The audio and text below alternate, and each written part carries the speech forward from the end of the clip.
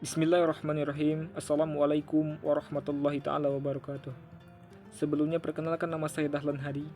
Saya dari Universitas Islam Negeri Raden Patah Palembang, Fakultas Tarbiyah dan Keguruan, Prodi Manajemen Pendidikan Islam, dengan mata kuliah Islam dan Ilmu Pengetahuan, dan dengan dosen pengampu Dr. Randa Fatmawati MPD. Baik, pada kesempatan kali ini saya akan membahas tentang 4 hal. Yang pertama, apa itu tauhid? Yang kedua, apa itu tauhid menurut para ahli dan apa menurutmu tentang tauhid? Yang ketiga, ayat yang menjelaskan tentang ilmu. Yang keempat, mengapa tauhid menjadi landasan paradigma keilmuan. Langsung saja yang pertama, apa itu tauhid? Menurut para ahli, definisi sejarah adalah ilmu yang membahas tentang Allah Subhanahu wa Ta'ala yang Maha Esa. Karena arti kata tauhid adalah mengesahkan. Dengan dimaksud mengesahkan Allah Subhanahu wa Ta'ala adalah zatnya, asmanya, dan af'alnya. Jadi ilmu tauhid mempelajari bahwa Allah Subhanahu wa Ta'ala adalah Esa, tunggal, satu, tidak ada yang setara dengan Dia dan tidak ada yang sebanding dengan Dia. Tauhid menurut para ahli. Yang pertama, menurut Syekh Muhammad Abduh, tauhid merupakan suatu ilmu yang membahas tentang wujud Allah, sifat-sifat yang wajib tetap padanya, sifat-sifat yang boleh disifatkan kepadanya, dan tentang sifat-sifat yang sama sekali wajib dilenyapkan padanya. Yang kedua, tauhid menurut Imam Abu Al-Hasan Asy'ari. Menurutnya adalah meyakini keesaan Allah Subhanahu wa Ta'ala yang penjelasannya ditunjukkan untuk membuktikan secara argumentatif atau sebenar-benarnya keesaan Allah Subhanahu wa Ta'ala dan bahwa tidak Tuhan selainnya. Dan menurut saya simpulkan daripada ahli tersebut, tauhid adalah ahad, yang artinya adalah satu, tunggal. Ilmu yang menunjukkan bahwa Allah Subhanahu wa Ta'ala satu-satunya Tuhan yang layak disembah, dan tidak ada satu Tuhan pun yang layak disembah selain Allah Subhanahu wa Ta'ala.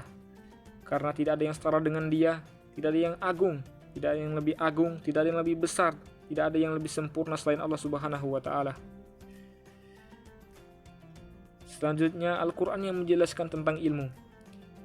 Dalam hal ini saya mengambil 4 surat ayat dalam Al-Quran. Yang pertama, saya mengambil Quran surat Taha ayat 114 yang berbunyi, A'udzubillahi minasyaitonirrajim, Bismillahirrahmanirrahim. Fata'alallahul malikul haqq wa la ta'jal bil qur'ani min qabli ayyuqda ilaika wahyuh wa qur rabbi zidni ilma. Artinya, maka maha tinggi Allah, Raja yang sebenar-benarnya, dan janganlah kamu tergesa-gesa membaca Al-Quran sebelum disempurnakan mewahyukannya kepadamu. Dan katakanlah, ya Tuhanku, tambahkanlah kepadaku ilmu pengetahuan. Quran Surat Taha ayat 114. Ayat yang kedua saya mengambil dari Quran Surat Az-Zumar ayat 9 yang berbunyi, A'udzubillahi minasyaitonirrajim, Bismillahirrahmanirrahim.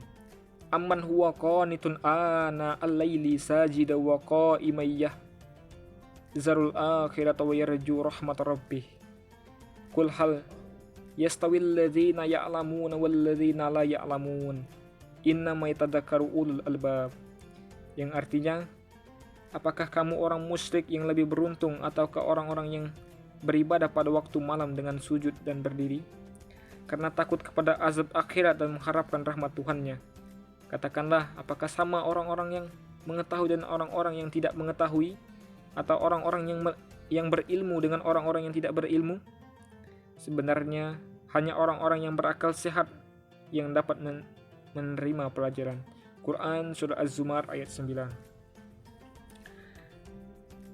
Selanjutnya ayat yang ketiga saya mengambil dari Quran Surat Syad ayat 38 yang berbunyi, A'udzubillahi minasyaitonirrajim, Bismillahirrahmanirrahim. Kitabun anzalnahu ilaika mubarakun kita liyudabbaru ayatihi waliyatadzakkaru ulul albab. Yang artinya, ini adalah sebuah kitab yang kami turunkan kepadamu penuh dengan berkah supaya mereka memperhatikan ayat-ayatnya dan supaya mendapatkan pelajaran orang-orang yang mempunyai pikiran. Quran Surat Sad ayat 38. Dan ayat yang terakhir saya mengambil dari Quran Surah An-Nisa ayat 162 mengenai tentang ilmu yang berbunyi, A'udzubillahi minasyaitonirrajim, Bismillahirrahmanirrahim. Lakinir rasihuna fil ilmi minhum wal mu'minuna yu'minuna bima unzila ilaika wa ma unzila min qablika wal muqiminas sholata wal mu'tunaz zakata wal mu'minuna billahi wal yawmil akhir ulaika sanu'tihim ajran azima. Yang artinya, akan tetapi orang-orang yang mulia yang ilmunya mendalam di antara mereka dan orang-orang mukmin beriman pada Al-Qur'an yang turun kepadamu Nabi Muhammad SAW dan pada kitab-kitab yang diturunkan sebelummu, begitu pula mereka yang melaksanakan sholat, yang menunaikan zakat, dan yang beriman kepada Allah serta hari akhir, kepada mereka akan kami berikan pahala yang besar. Quran Surah An-Nisa ayat 102. Selanjutnya, tauhid landasan paradigma keilmuan. Mengapa tauhid menjadi landasan paradigma keilmuan? Yang pertama, karena tauhid adalah inti ajaran Islam dan sejatinya semua yang ada di dunia ini adalah ciptaannya dan hanya Dia yang Maha Esa, yaitu Allah Subhanahu wa taala. Yang kedua, sebab tauhid sebagai pandangan dunia Islam menjadi dasar atau fundamen bangunan Islam. Oleh karena itu, sains dan teknologi harus dibangun di atas landasan yang benar dari pandangan dunia tauhid. Mungkin hanya itu sedikit penjelasan saya. Sekian dan terima kasih. Terima kasih juga telah mendengarkan. Jika ada kata-kata yang salah atau tidak berkenan, tolong dimaafkan, dan kepada Allah marilah kita sama-sama memohon ampunannya dan maghfirahnya. Wassalamualaikum warahmatullahi taala wabarakatuh.